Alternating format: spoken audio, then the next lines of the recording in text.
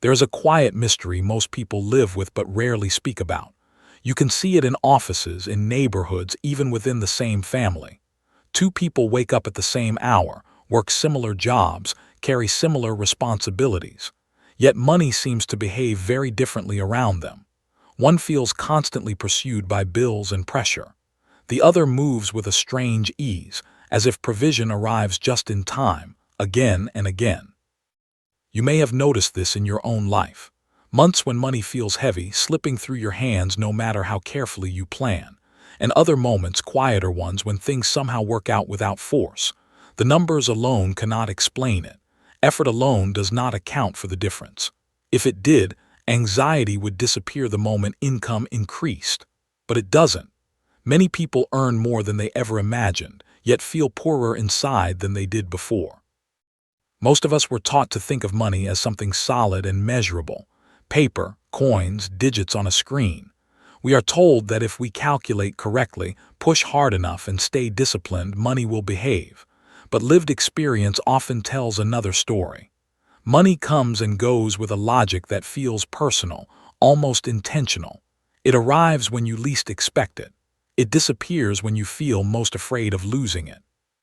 Have you ever noticed how financial stress can exist even in abundance, or how calm sometimes appears in seasons of simplicity? These are not rare experiences. They are common, shared quietly by millions of people who sense that money responds to more than effort alone. Think of the way your body reacts to tension. When you are anxious, your breath shortens, your muscles tighten, the flow of energy changes. Money behaves in a similar way. In times of fear, it feels constricted. In times of calm, it seems to move more freely. This is not poetry for its own sake. It is an observation rooted in everyday life. You might remember a time when money felt like a constant struggle, even when you were doing everything right. Or a moment when help arrived through an unexpected conversation, an opportunity you did not chase, or a door that opened quietly. These moments often pass without reflection, dismissed as luck or coincidence. But what if they are not random at all?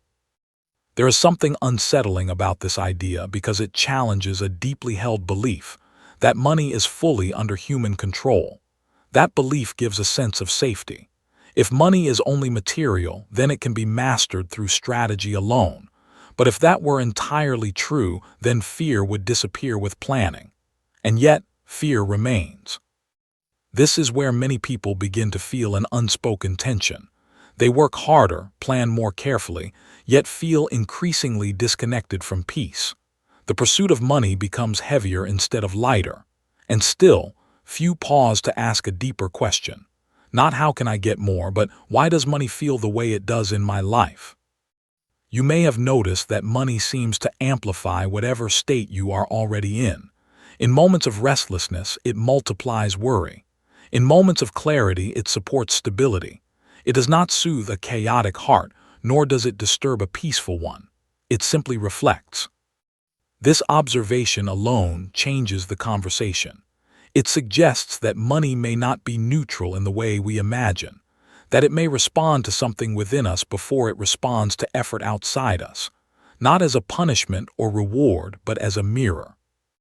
If that is true, then the question shifts quietly but profoundly.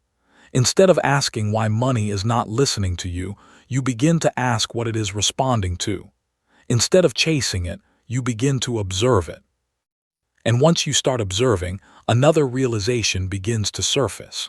Perhaps money is not only something you earn. Perhaps it is something that moves towards certain states of being and away from others.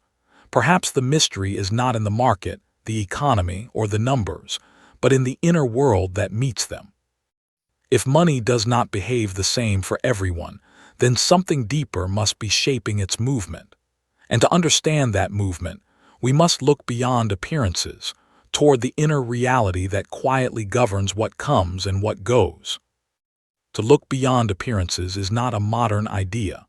Long before markets, currencies, and financial systems took their present form, Sufi thinkers were asking a more fundamental question: what is the true nature of things? Among them, Ibn Arabi offered a vision that quietly overturns how we understand the world. He taught that nothing in existence is only what it seems. Everything has two realities, an outer form that we can see and measure, and an inner reality that gives it meaning and life. From this perspective, matter is not empty. A stone is not only a stone. A breath is not only air. And money is not only currency.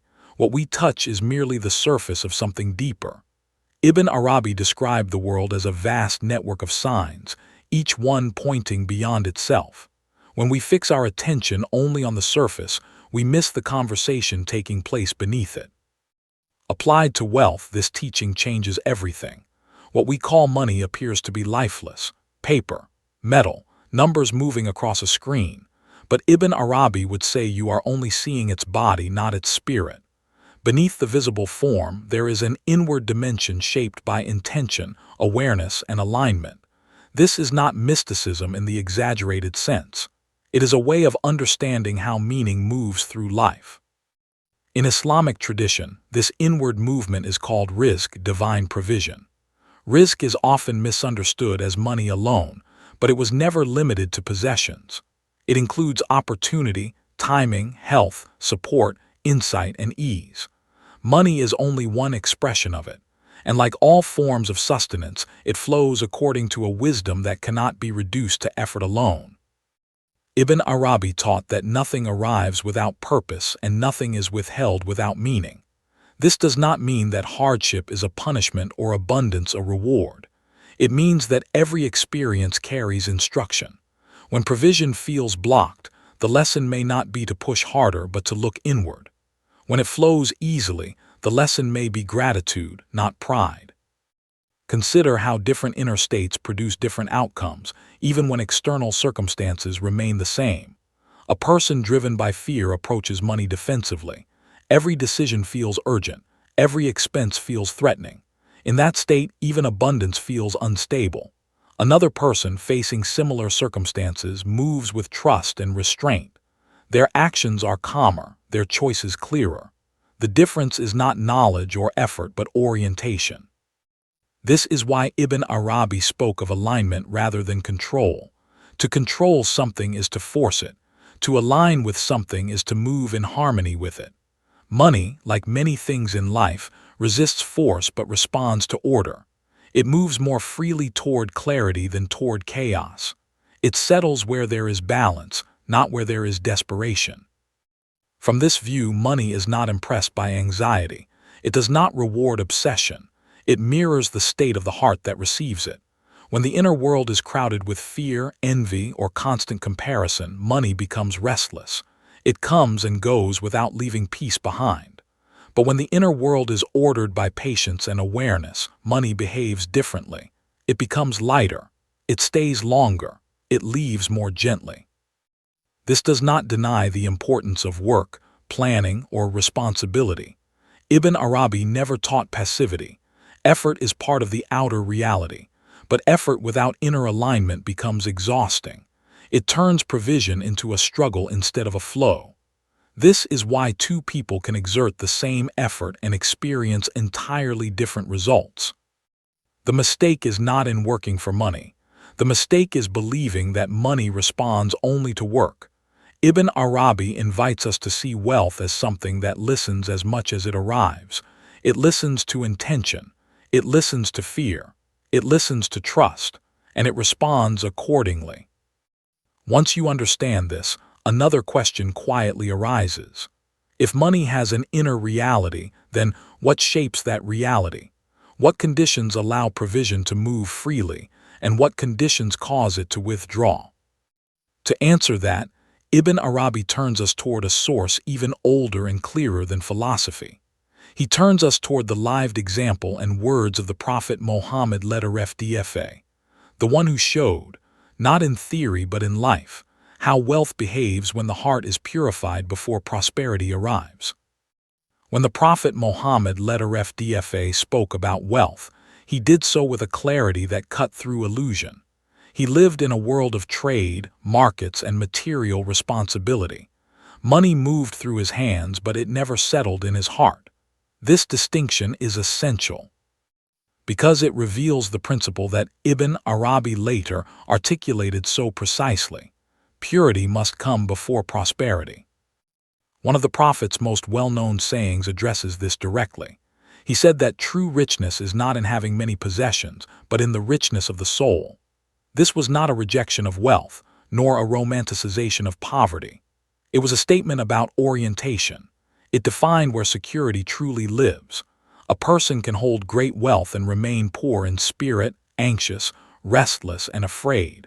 Another may possess little yet move through life with dignity and peace.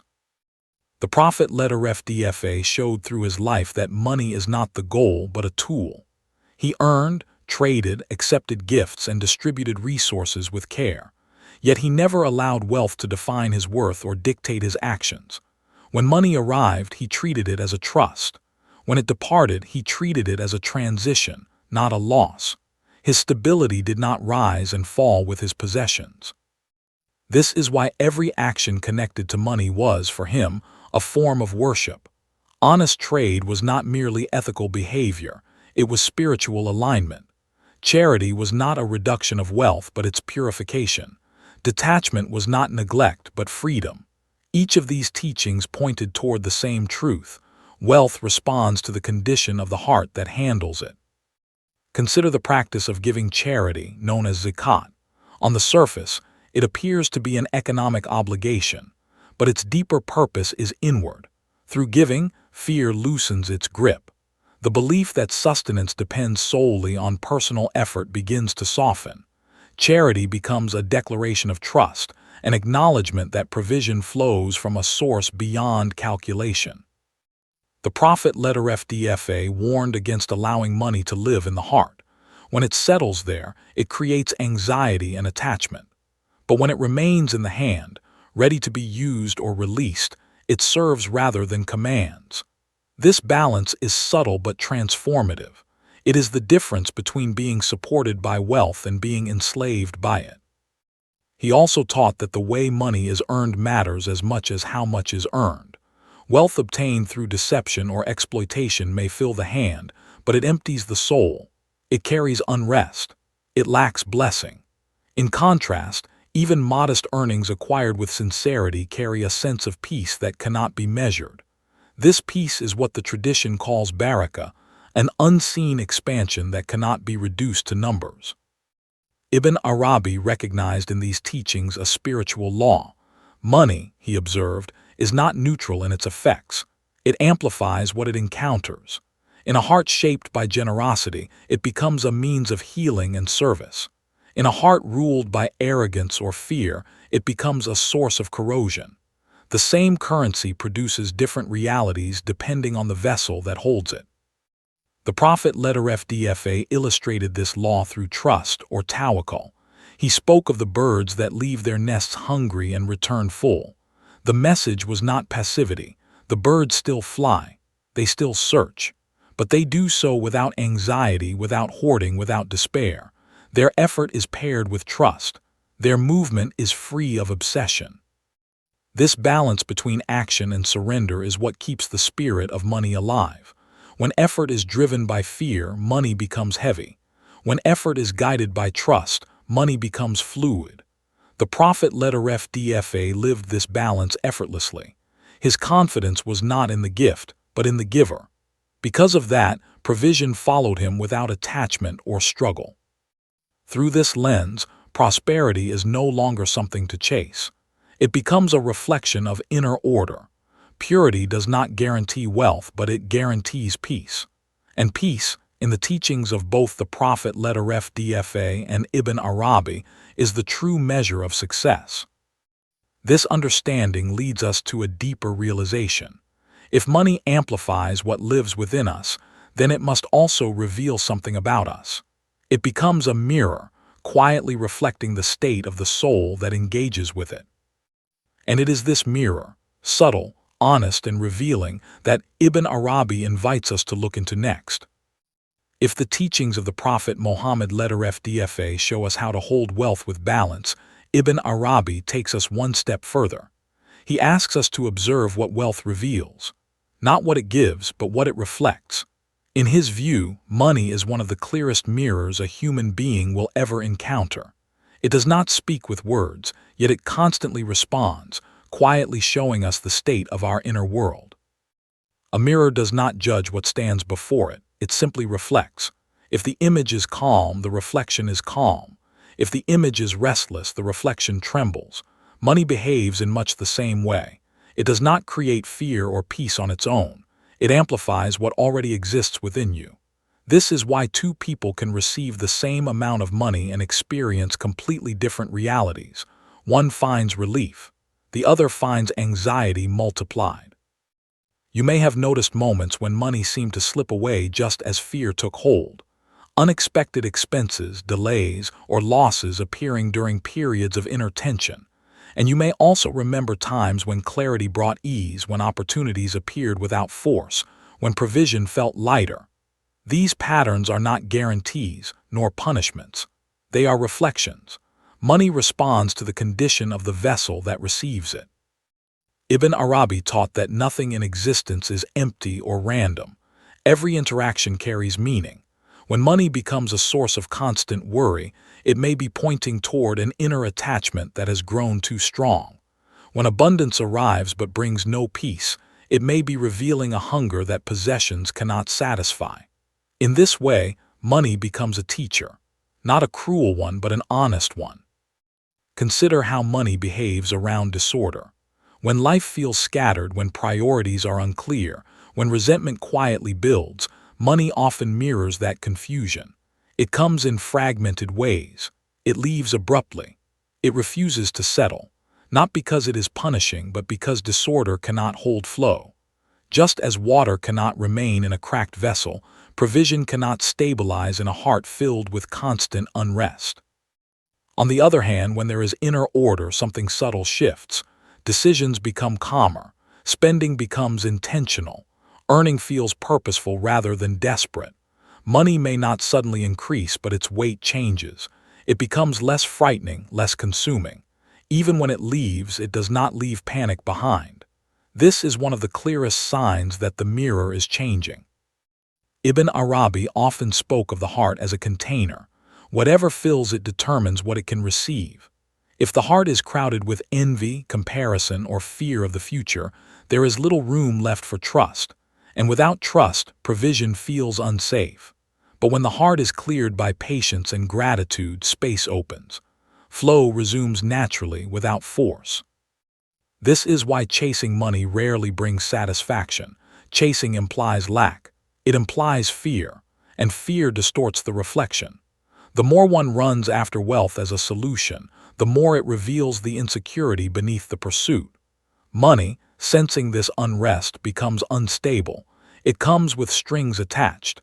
It leaves behind exhaustion rather than ease.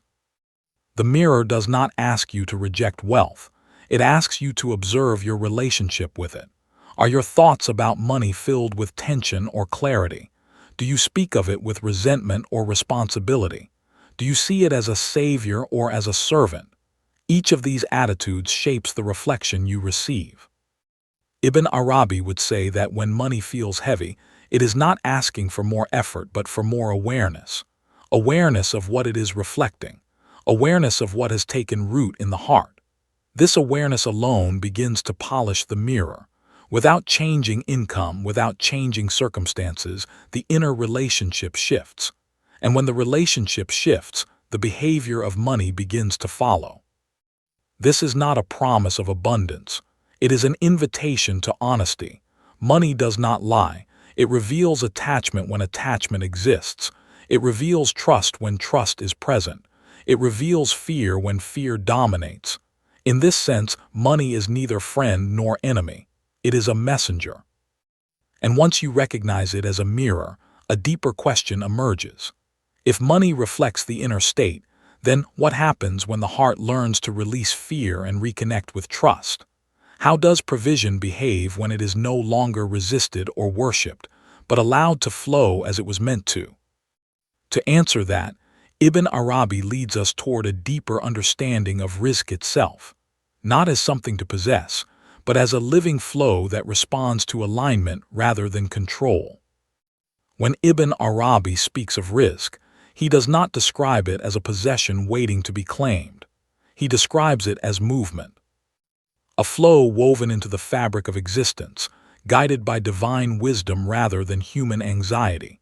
To understand provision this way is to release the illusion that wealth is something static, something that can be held tightly without consequence. Risk lives, and like all living things, it responds to how it is treated.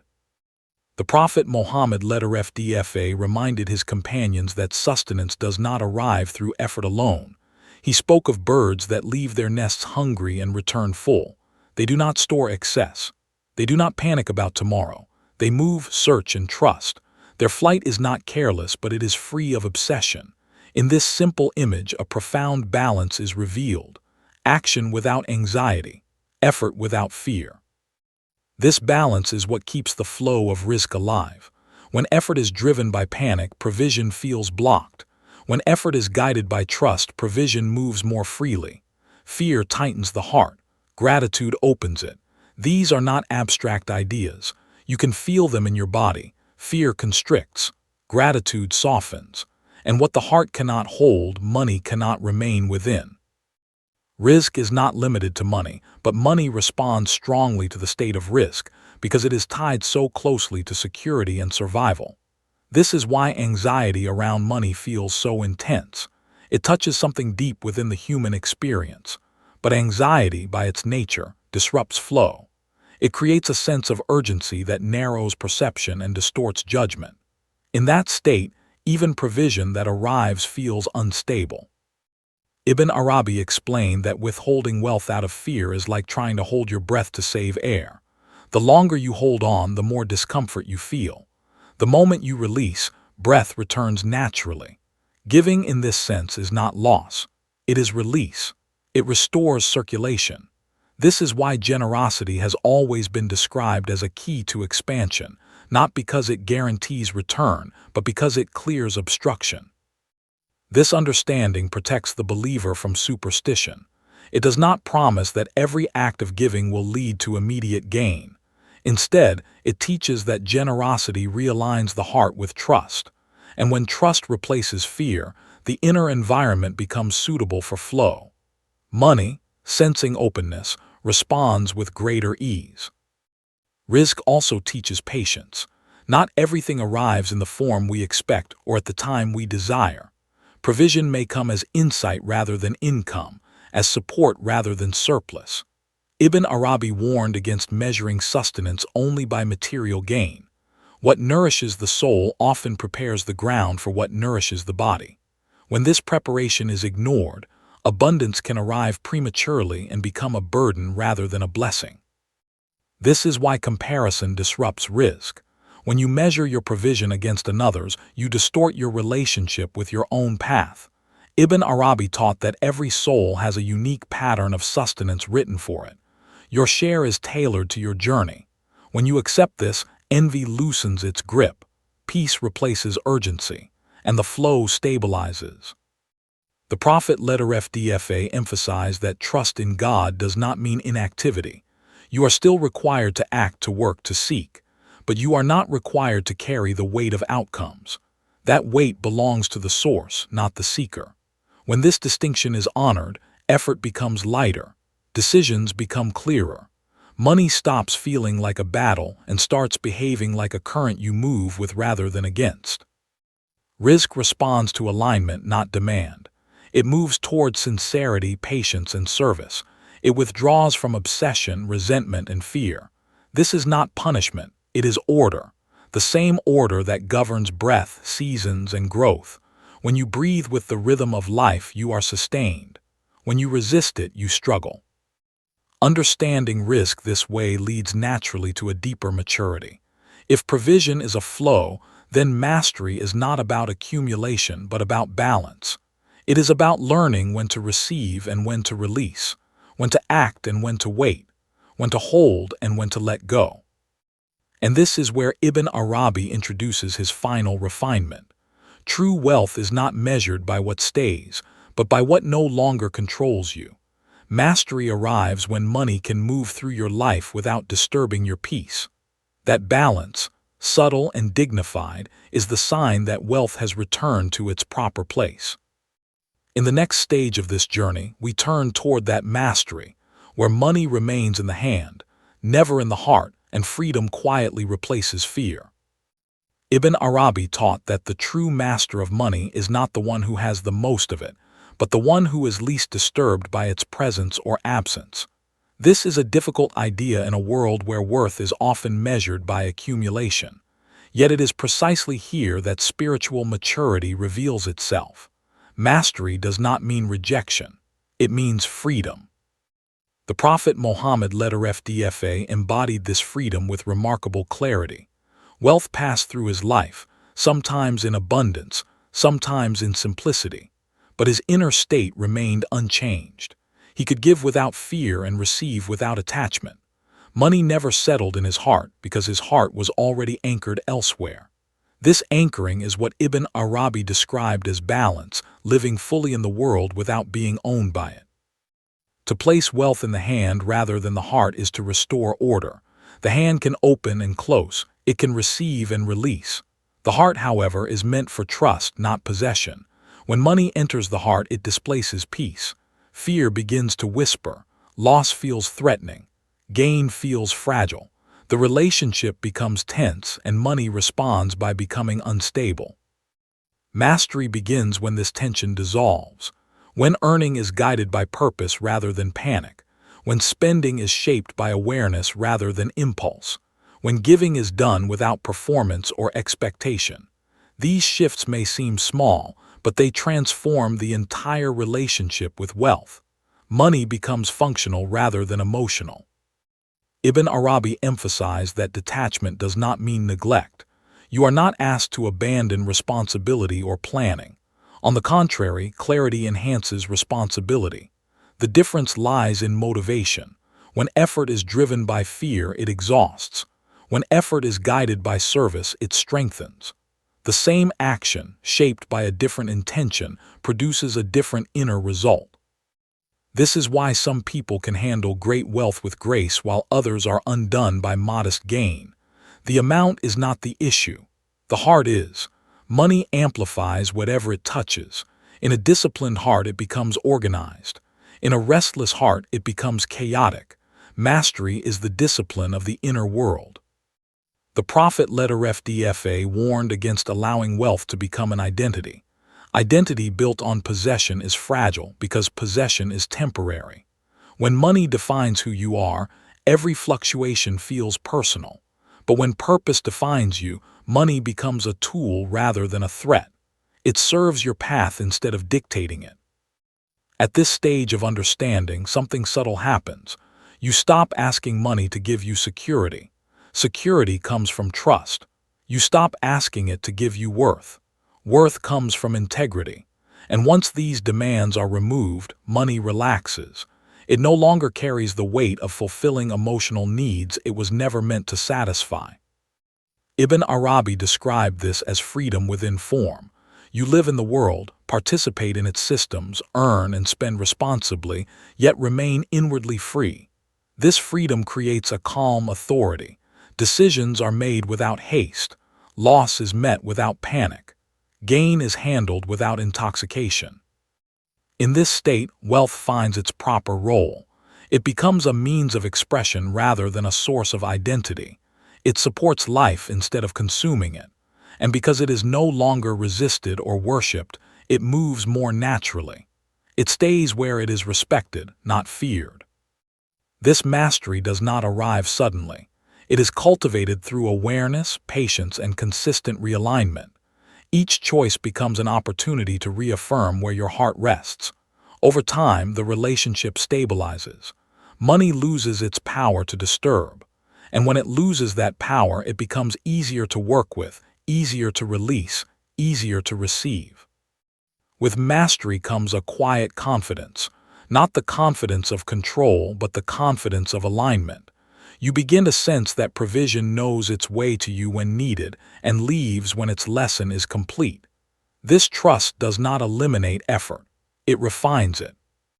As this refinement settles, the final transformation begins to appear. Life grows lighter, The chase ends. Stewardship replaces struggle, and prosperity reveals itself not as accumulation but as harmony. This harmony, subtle, dignified, and enduring, leads us to the final reflection. What happens when fear dissolves completely, and money becomes neither enemy nor master, but a quiet companion on the path? When fear loosens its grip, something subtle but unmistakable begins to change. Life does not suddenly become free of challenges, and money does not stop moving in and out, but the inner experience of that movement feels different, lighter, quieter, less charged. What once caused tension now passes with understanding. This is the freedom Ibn Arabi pointed toward. Not the freedom of having everything you want, but the freedom of no longer being ruled by what you fear. When money enters your life, it is received with calm responsibility. When it leaves, it is released without panic. The heart remains steady because it is no longer anchored to outcomes. At this stage, prosperity takes on a new meaning. It is no longer measured by accumulation but by harmony, by the ease with which decisions are made, by the absence of constant inner negotiation, by the sense that life, even in its uncertainty, is held by wisdom greater than personal control. You may notice that your relationship with effort changes as well. Work is still done, plans are still made, but they are no longer driven by desperation. They are guided by purpose. You begin to act because action is required, not because fear demands it. And in this shift, money responds differently. It no longer feels like something you must wrestle with. It becomes something you cooperate with. Loss, when it occurs, is no longer interpreted as failure. It becomes instruction, a pause in the script, not the end of the story. Gain, when it arrives, is no longer intoxicating. It is received with gratitude, not attachment. This balance is not indifference, it is awareness. Ibn Arabi described life as a sacred text written in time. Every event, no matter how small, is a word within that text. A coin received, a bill paid, an opportunity delayed, none of it is random. When you read these moments with fear, the meaning remains hidden. When you read them with trust, instruction reveals itself. This is why peace becomes the true sign of alignment. Not the size of wealth, but the stability of the heart. Not how much you control, but how little controls you. When money no longer dictates your emotional state, it has returned to its proper place. At this point, the chase ends naturally. You stop asking life to prove itself to you. You begin to participate in it with steadiness. Stewardship replaces struggle. Responsibility replaces anxiety. And provision, sensing this maturity, moves with less resistance. The Prophet Muhammad lived this truth without spectacle. His confidence rested in the source, not the means. Ibn Arabi articulated it without illusion. Freedom comes when desire is purified and trust is restored. When the heart is no longer crowded with fear, there is space for wisdom to move. Money, then, reveals its final lesson. It was never meant to be your enemy or your master. It is a messenger, a mirror, a companion on the path. When treated with awareness, it teaches you where you still cling and where you are already free.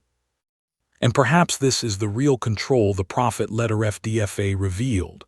Not domination but alignment, not possession but stewardship. When you reach that state, prosperity follows quietly, not as something you chase but as an echo of harmony already established within. So as you sit with this reflection, consider your own life. When money moves through your hands, what does it awaken in your heart? Fear or trust? Tension or clarity? That answer may be the most honest sign you have been given. Before you move on, take a quiet moment to reflect. When money moves through your life, when it arrives, when it leaves, what does it awaken within you? Fear or trust? Attachment or clarity? Sometimes the smallest reactions reveal the deepest truths. If this reflection resonated with you, take a moment to like this video and subscribe to Voice of Sufism. Don't forget to hit the bell icon so you don't miss future reflections on everyday signs and spiritual wisdom. I'd love to hear from you in the comments. How do you see money now, as a burden, a tool, or a sign meant to teach you something deeper? Your reflection may help someone else who is quietly searching. And if this conversation spoke to you, explore the related videos appearing on your screen. Each one continues this journey, revealing how ordinary moments carry hidden meaning when we learn to listen. Until next time, stay aware.